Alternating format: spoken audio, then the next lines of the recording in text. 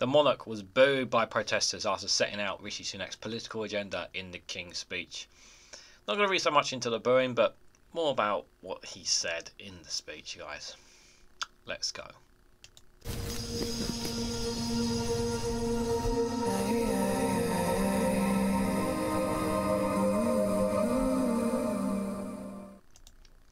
Good morning, good afternoon, good evening, wherever you are in the world. This is REGANELITE here with a article from Sky News with the headline that the monarch were booed by protesters after setting out Rishi Sunak's political agenda in the King's speech. Tougher sentences for the country's most serious offenders and plans to create a smoke-free generation featured in the first King's speech in decades. Now, obviously, if you didn't watch my live stream on Monday regarding the Snowflakes Viewpoint, go out of your way to watch that, because I covered most of what was expected to be said in the King's speech. However, it appears some of it was dropped from it, so we'll be looking into that. No surprise that he got booed, considering that we are in a... How many times have I said it? We're in a cost of living crisis. We're in an NHS crisis. We have a corrupt, messed up police force. We have a failed education system. We have an out-of-control migration system. And we have a Conservative Party who are more concerned about filling their pockets and their paymasters' pockets than they are about the well-being of the ordinary people in this country. So that's probably why people are a bit upset right now. And watching and listening to the King, he really was not in any way interested in any of this whatsoever. He just felt like, why am I here? Why am I wasting my time doing this? And just that's kind of what the majority of the British public were feeling. And I don't blame them, to be fair. So the King was booed by protesters as he left Parliament after outlining Rishi Sunak's legislation agenda for the year ahead. Tougher sentences for the country's most serious offenders and a crackdown on grooming took centre stage in the first King's speech in decades. I actually kind of wish it was Labour. At least, yeah, the speech would have been more serious. People would have taken it more seriously. Don't get me wrong. A first King's speech is important for a monarch, but considering he's doing it for the Conservatives, it's just like... And, yeah, the hashtag Not My King is obviously going to start trending, because, you know, we're throwing so much of our taxpayer money for the lifestyle and the life that they have. Puts into question whether or not we want a monarch, do we? The tougher sentences for most serious offenders. I mean, that's all well and good, but the prisons are kind of full, and they're saying they're building prisons. Well, they're not built yet, are they? So we're still full, you know. I'm just putting it out there. So the King struck a personal note when he began his speech in the first by a king over 70 years by acknowledging the legacy of service and devotion to his country shown by his beloved mother, the late Queen. Understandably. Reading out Prime Minister Rishi Sunak agenda for the upcoming year, the King said the sentencing bill would be brought forward to increase the confidence in victims. Further measures would also be introduced to give police more powers to prevent new and complex crime and child sexual abuse, he added. The police have got enough powers as it is. I'm worried we're giving them too much power. I really do. Apparently, Suella Braverman's plans to force homeless children, to force out tents, stop tents being handed out, and take tents away from homelessness. That's been scrapped, apparently. That was going to be in the King's speech, allegedly, but the BBC had reported that Rishi Sunak has scrapped it. Probably because of the backlash from it. Despite the emphasis on crime, there is no mention of the recent pro-Palestinian protests which have been taking place across the UK, and which Miss Braverman has described as hate marches. Her controversial plans to restrict the use of tents for people who are homeless was also not raised by the King. No mention of pro-Palestinian protests. So it looks like Rishi Sunak may be drawing back a little bit on them, saying a bit too much hatred, rhetoric, possibly, on that, perhaps. And maybe I'm just reading too much into it. Her controversial plans to restrict the use of tents for people who are homeless were not raised by the King. Ahead of the speech, anti-monarch protesters gathered outside Parliament with placards that read "Not My King." They could be heard booing the king as he left Parliament for Buckingham Palace once he had delivered his speech. At 1,223 words, the King's speech was the longest by a monarch at a state opening in Parliament since 2005. Yeah, because they want to shove through as much of their own legislation in before they get kicked out. That's what it is. It began when the King noted the COVID pandemic and the war in Ukraine had created significant long-term challenges for the United Kingdom. It's funny, he missed out the big white elephant in the room. Something beginning with B, guys. Can you guys remember? There was something beginning with BREXIT, I think it is. Yeah, it seems to be that big fat white elephant in the room seems to be ignored again, guys. It's just becoming a nasty habit, you know. He said Mr. Sunak's administration was focused on increasing economic growth and safeguarding and the health and security of the British people for generations to come. Well, they're doing a great job of that, aren't they?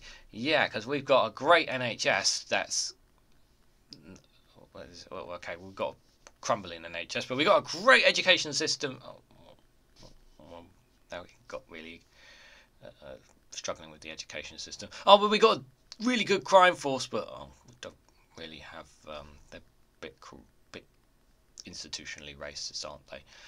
Well, we're stopping the boats, aren't they? We're stopping the migration and that, aren't we?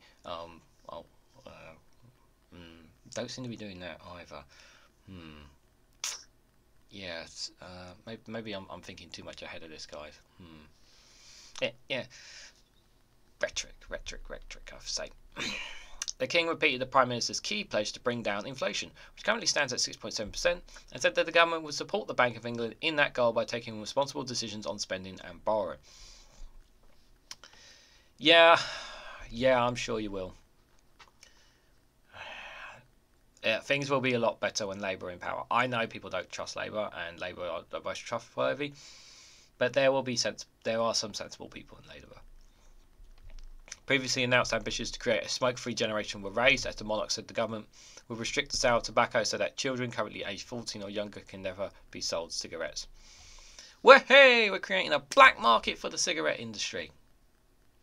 Because I've talked about this on the live stream, guys. So instead of supermarkets and convenience stores having these cigarettes that people can buy, and just rather than just raising the price, making it difficult for people to get their hands on it, outright ban it so that it can be sold on the black market. Yeah, because why not?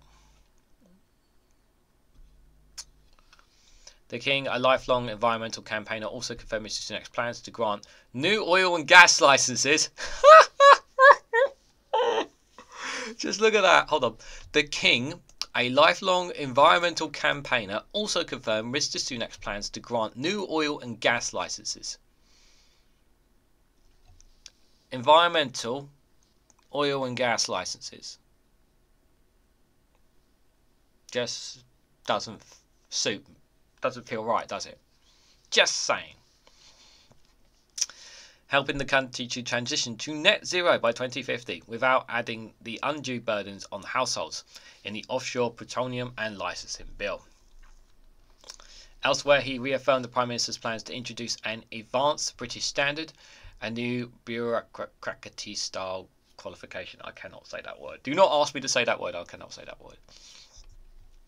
Definitely does not sound English to me. And apologies, but I'm not very good with other words, and you guys know that by now.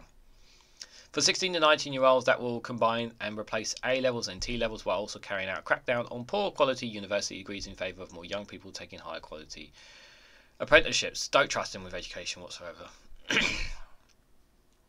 Turning to households, the government has bring forward the leasehold and freeholds bill to make it easier and cheaper for leaseholders to purchase their freeholds, and its hope to tackle the issue of punctured service charges. The long-awaited renters reform bill, under which no-fault evictions are set to be banned, is designed to increase security for renters, but has come under criticism after Levelling Up Secretary Michael Gove said he would not enact the policy until courts have been reformed. They're going to hold off on that for ages. I feel sorry for renters, I really do. It's just going to be just absolutely terrible for them.